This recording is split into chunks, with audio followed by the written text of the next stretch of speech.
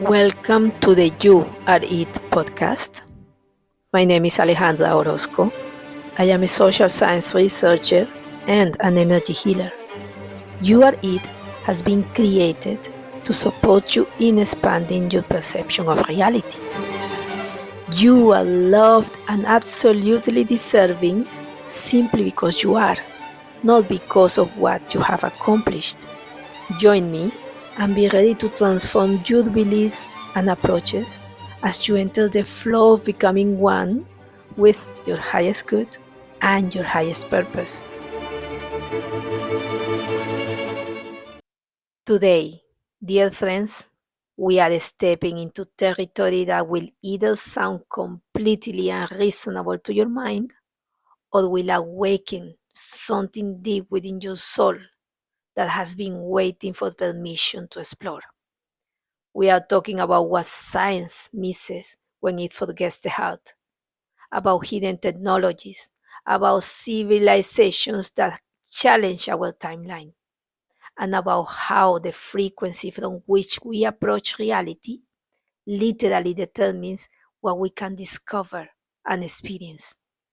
You are all absolutely welcome to this journey beyond what we have been told is possible.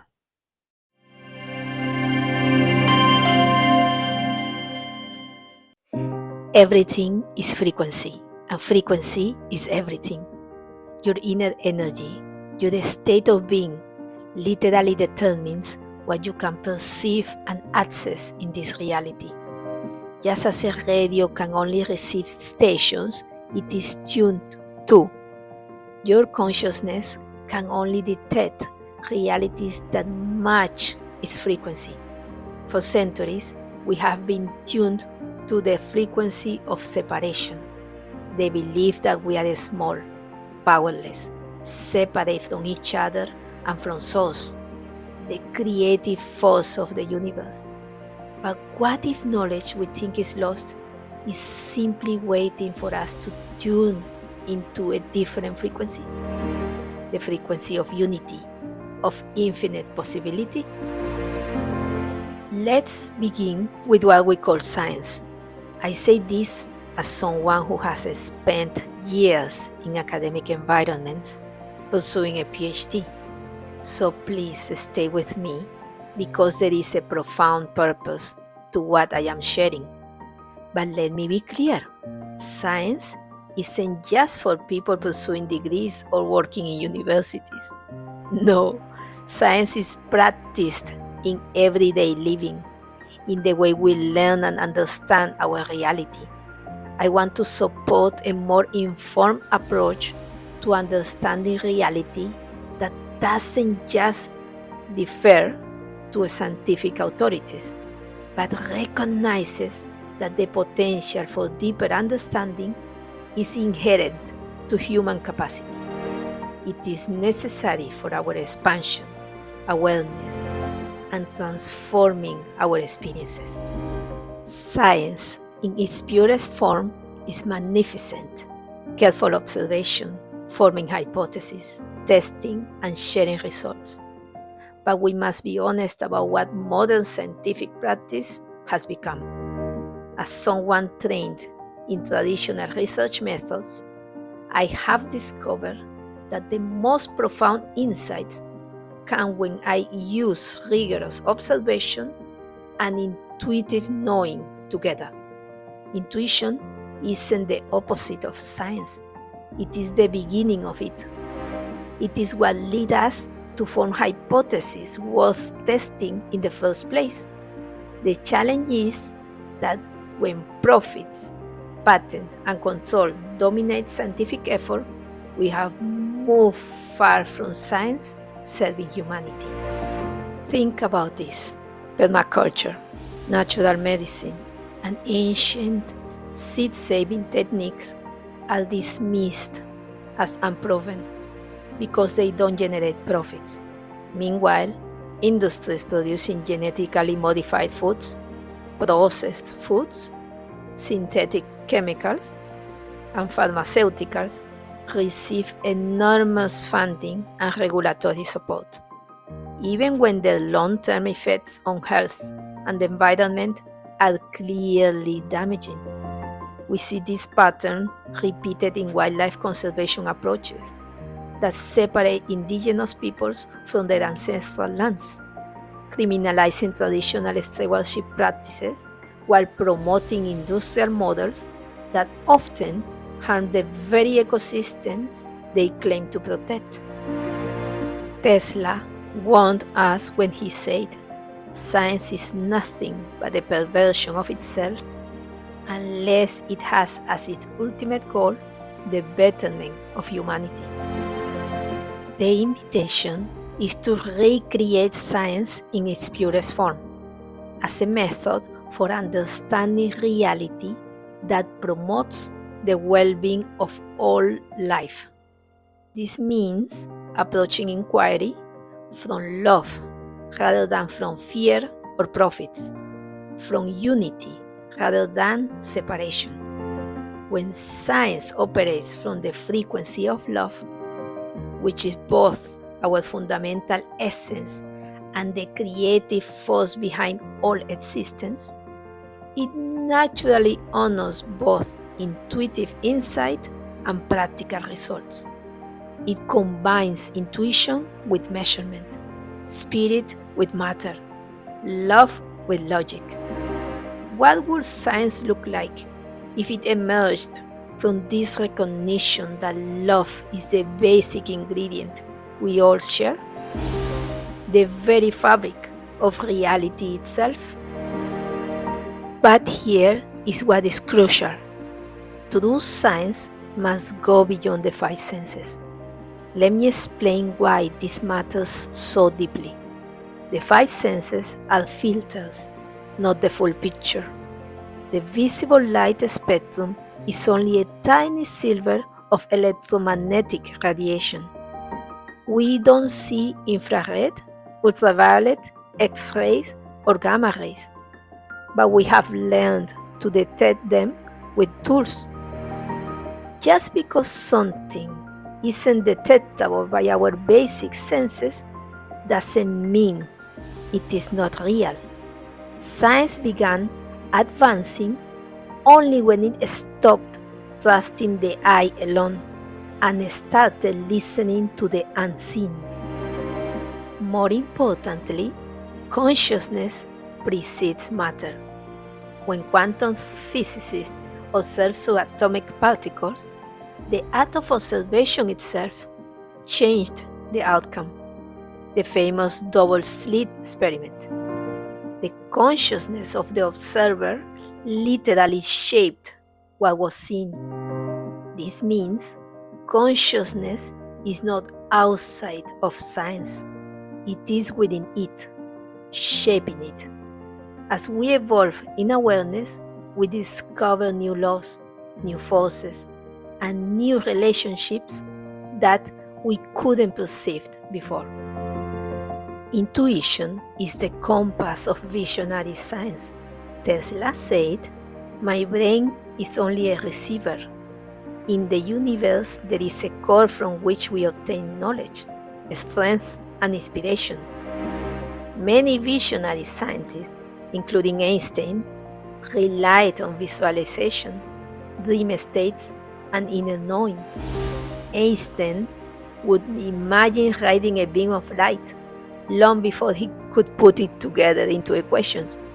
The greatest breakthroughs often don't come from logic alone.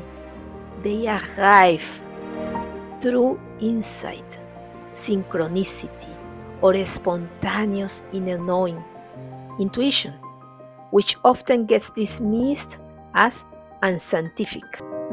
And here, this is why this matters for the solutions our world desperately needs.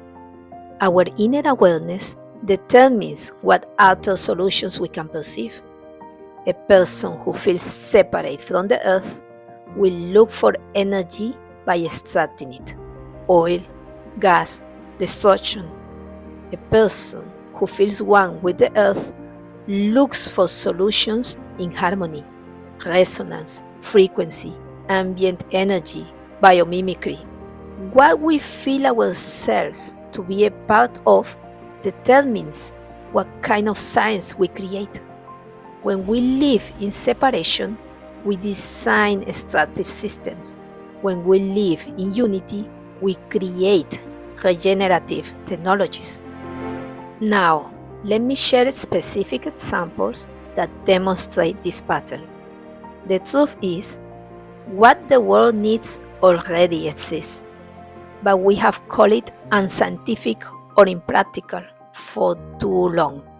Let me take you on a journey from Tesla to permaculture, from medical innovations to food sovereignty, showing that true science is not about control, it is about service. In the field of energy, Stanley Meyer developed water fuel cell technology in the 1980s that could allegedly power cars using water instead of gasoline. He received patents and publicly demonstrated his car, but turned down multi-million-dollar investment offers to keep the technology independent. In 1998, he died suddenly after meeting with potential investors, claiming he was poisoned. After his death, the technology was ruled not credible and his patents invalidated. His lab dismantled, no working prototype remains.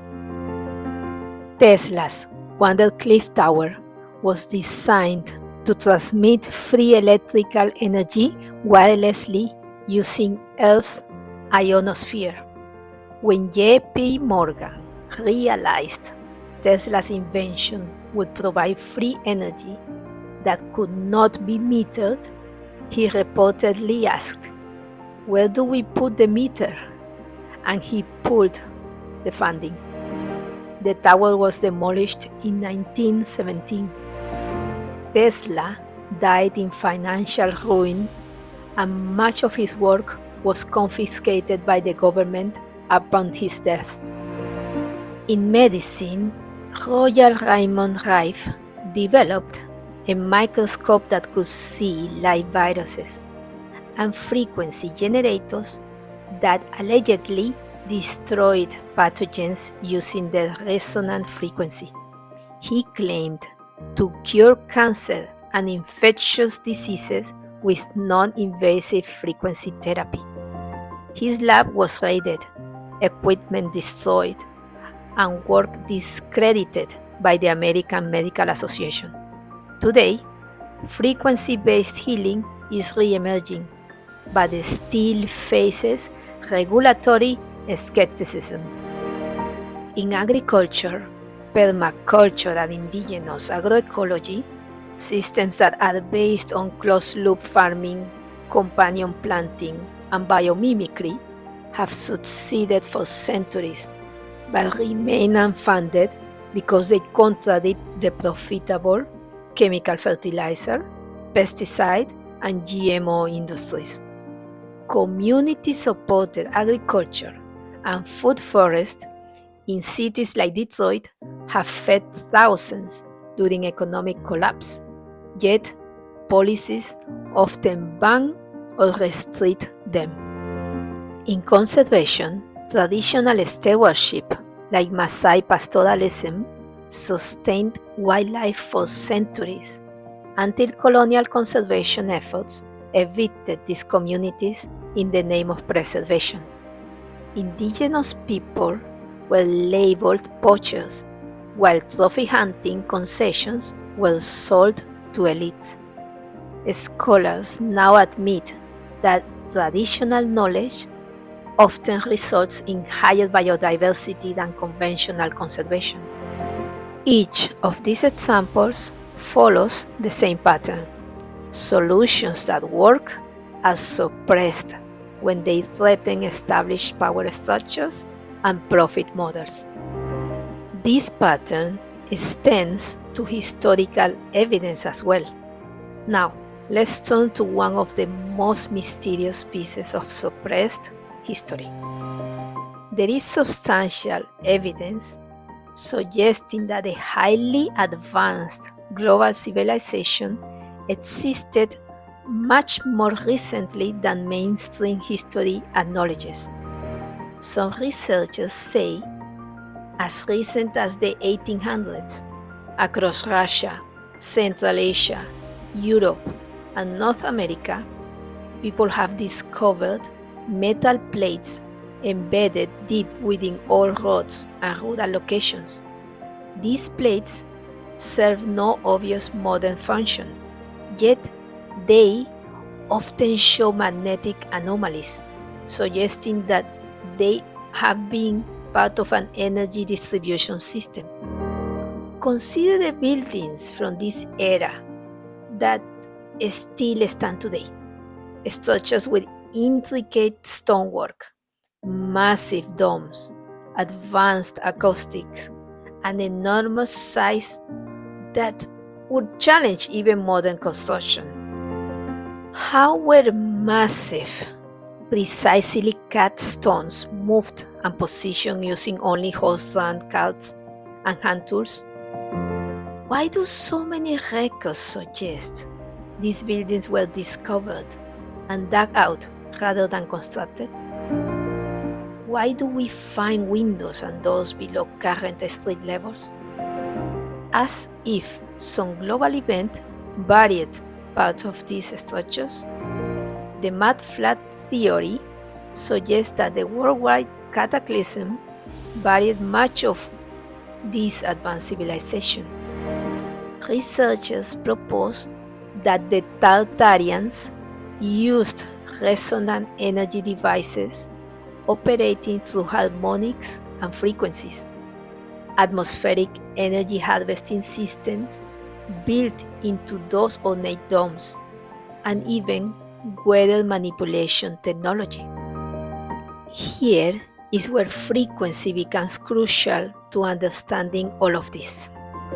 Love-based consciousness naturally seeks solutions that honor all life and work in harmony with natural forces, while separation-based consciousness seeks to control, extract, and profit from scarcity. When you hold the frequency where you see the divine in everything, including suppressed knowledge, including civilizations that challenge our timeline, even in those who seem to oppose us, you literally change what becomes accessible to your awareness. Our projections are not transcendent through effort, but through frequency. What frequency are you emitting that allows or prevents you from experiencing certain realities? Your inner energy speaks directly to your worthiness to receive and perceive. Being coherent means inhabiting where you are emotionally, recognizing your actual feelings for what they are. All emotions create reality. What changes is the type of reality they create. When you are coherent, you change the field of existence around you. What you say has power, but what you feel creates new realities. What you see in the world is not what it is objectively. It is what you are while you are observing it. This is where seeing the divine in everything becomes revolutionary. When you encounter people who dismiss these possibilities, instead of matching their frequency of skepticism, you can hold them in a higher frequency, recognizing that beneath any resistance or closed-mindedness lives the same love that you are made of. This is like addressing conflict from the frequency of peace, rather than meeting anger with anger. Sometimes your greatest contribution is simply the way you look at them, not with pity for their limitation, but with recognition of their unlimited potential. In all cases, your greatest gift comes from how you perceive everything and everyone, how you hold the sacred in everyone, even amidst their skepticism, and in everything. Nothing is separate from you. Transcending limitation and separation is simply developing the ability to hold the divine in yourself and in everything around you. The practical application becomes clear. Remember, you don't need a degree to practice true science. You are already practicing it every time you observe, question, and test what works in your life. Here are the specific practices you can start this week. Spend 10 minutes daily asking, what wants to be discovered through me? Rather than, what do I need to prove? When researching any topic, especially controversial ones, approach it by asking, what if this is true? Before asking, how can I debunk this? Practice looking at one person each day and genuinely seeing the love that they are made of, especially when they are being difficult. And remember, love is what allows us to hold a space for others' expansion and approach everything with curiosity and wonder rather than judgment. And when we recognize that love is both our fundamental essence and the creative force behind all existence, we can explore these mysteries from reverence rather than skepticism. We are living in extraordinary times when all systems built on separation and scarcity are becoming transparent. When you hold the frequency of infinite possibility, you become a bridge between what has been hidden and what wants to be discovered, what wants to emerge. The technologies, the wisdom, the understanding we seek, it is all available now, waiting for us to match its frequency. Your unique frequency, your willingness to explore beyond accepted limitations, your commitment to seeing the divine in everything, these are exactly what our world needs right now. Every time you choose possibility over limitation, unity over separation, wonder over skepticism, you are contributing to a collective awakening that makes suppressed or hidden knowledge accessible, that adds beauty to the field of existence. See the description of this episode for examples of homemade devices that use water as fuel, light as electricity, and zero-point energy systems. So much is out there waiting to be discovered and uncovered by those willing to explore beyond conventional limitations.